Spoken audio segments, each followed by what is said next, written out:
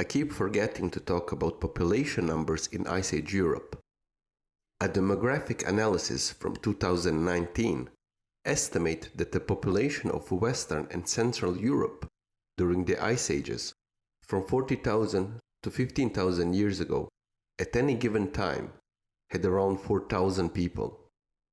Imagine, the whole Europe, now with 75 million people, had only 4,000 individuals, not even a small town. Imagine how did it appear to these tribes, roaming Europe, seemingly alone, the last clan on earth, occasionally stumbling on a tribe of other people. I do wonder how often did they had these encounters. Did they had maybe religious centers where they met yearly? If they did they spoke the same language? And if not, how did they understood one another? I'm going on a tangent here. Let me get back to the episode's theme. There are around 200 statues of women, so-called Venuses, from Upper Palaeolithic. The very first sculpture of Ice Age Europe was carved from mammoth ivory. It was found in Brno, in modern-day Czech Republic. The portion of her neck is missing and the legs are visibly broken off. The statue would be around 42 centimeters. The hair was cropped, the brow ridge was straight, the eyes deep sunk. The body is too damaged to judge its degree of naturalism, but it seems more schematic than the head. Because the left arm is detached from the body, and the right arm and legs are missing, we don't know how they were positioned. Did the statue had raised hands? Were they positioned alongside of the body? Nobody knows, and we can only speculate.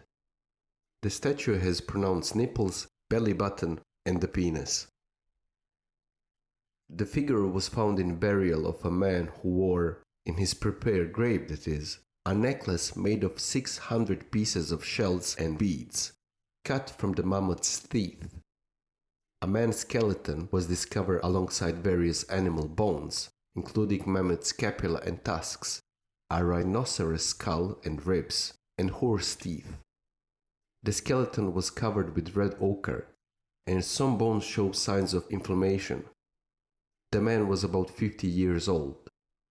That's quite old. Most people of that time did not live so long, and the skull bears numerous cuts, probably from the ritual removal of the flesh and skin.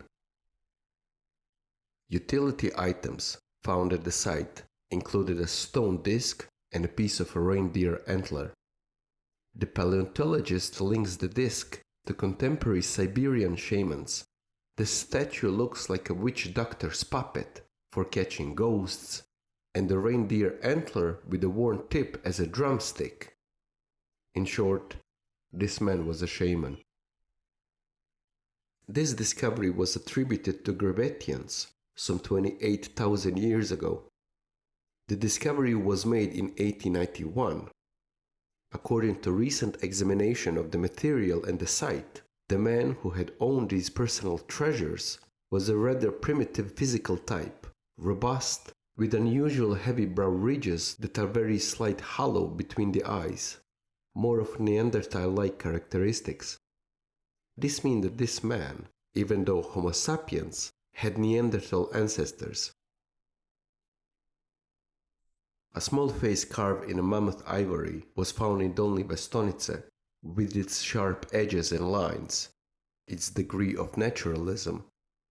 Yes, don't get me wrong, Pablo Picasso painted sharp lines of women too, and the contemporary African art is filled with sharp lines in their art, both for women and men, both in statues and paintings.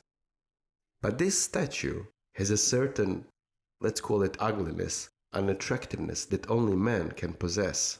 You be the judges. This concludes this episode. I want to thank you for joining and listening. I hope I inspired you. I hope you learned something.